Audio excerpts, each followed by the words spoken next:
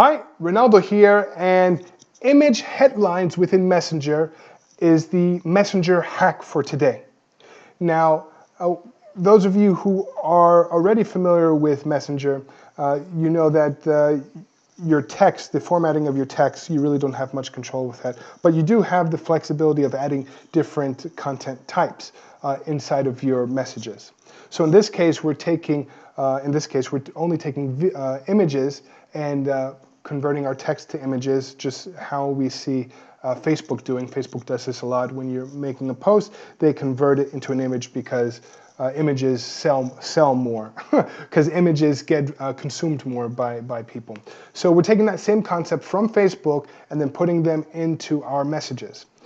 So in this case, I'm only taking, I use image headlines in order to display different options. So if I have maybe 2 or 3 different button choices, I'll use an image in order to display the different choices, and then you can put an arrow down in the bottom in order to direct your attention to the different options. But I find that doing this is more effective than having it just in a small text box. Another reason why I use image headlines is it's an exercise for me to try to condense as much information as I can into the core concepts and display it in an image with just some text. And this will allow me to get my message across and will ensure that more people consume the message. Cool. So that's the idea of image headlines, and it's just the same idea as headlines coming from email or headlines coming from web design. It's just bringing it into our Messenger flows. Now, I'm going to cover 2 tools from here that will help us get our images created and delivered in the fastest way possible. The one tool that we're going to look at is a very popular image generating software. It's Canva. It's a web-based tool and allows you to use different presets in order to get up and running and out the door. And this is exactly why I like Canva, because they have a lot of the, if you're working in different spaces and different deliverable areas. So in this case, we're using Messenger, but if you want things for your Facebook page, you have presets that are already designed. You don't have to do a Google search to find out what the image dimensions need to be. So in this case, since we're delivering content inside of Messenger, I like to use the Instagram the Instagram default, which is square. So that's important since within Messenger you get better visibility, you get more screen space if you're using a square image. And from here, if you're not familiar with Canva, sorry, this isn't a Canva tutorial, but we'll look on the left. These are your different presets that you have available. You have free presets and you have paid presets. You pick which one you want. For me, free is within my budget, so I pick free. And you find things that kind of match the layouts that you like. What's nice about Canva is that they have things that already look good, and you just apply someone else's creativity and experience to your content, which is very nice. So you don't have to think. So in this case, I want something like this because in my flow that we had on the message over here or in the video.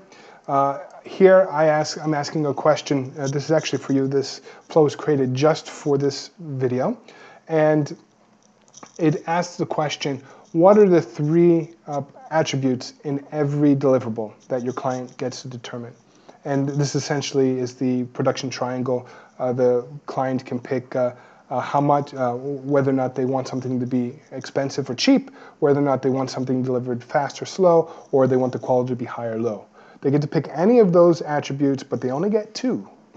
And this is more or less what the question was. And in this case, in the flow, I have it in text and I have it in image. And you get to see what seems more effective to you. Now, for image headlines, I like to display different options as far as click this button or this button, arrow below, and then have the buttons below. I feel that it gets more attention and more engagement that way. And you can also use this for as an exercise to get your content. So if you have a lot of text, you have text-heavy content, you can go ahead and try to condense as much as you can into an image, and that's your exercise to say, okay, I need to have a headline form, one sentence, and I need to tell them what to expect in the next few messages, and what problems are going to be solved, and who is this for. So, yep, here we go. So since we know the punchline here, I just want to put cost. Cost is one of the elements, and then we have speed, and then we'll have quality. Boop. There we go. I'm just going to delete this down here. If you want more options, you come up here, delete element, and we just make this bigger.